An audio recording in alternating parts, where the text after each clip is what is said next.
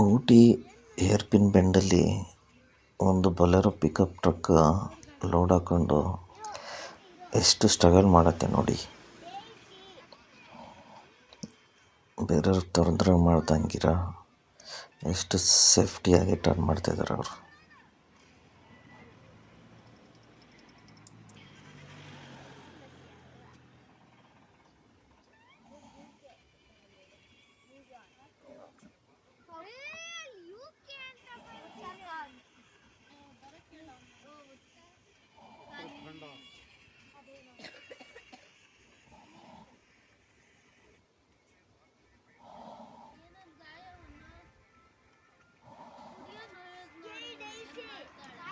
ಆ ವೆಹಿಕಲ್ ಬಂದು ನಿಂತಿದ್ದ ರೀಸನೇ ಗೊತ್ತಾಗಿಲ್ಲ. ಎಷ್ಟು ಕಾರ್ನರ್ ಬಂದು ಏನಕ್ಕೆ ನಿಂತ್ಕೊಂತು?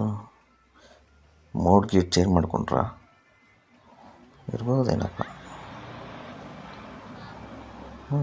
ಸಿಟ್ರೋನೆಲ್ಲ ಏನು ಸಲೀಸಾಗಿ ಬರ್ತಾಯಿದೆ.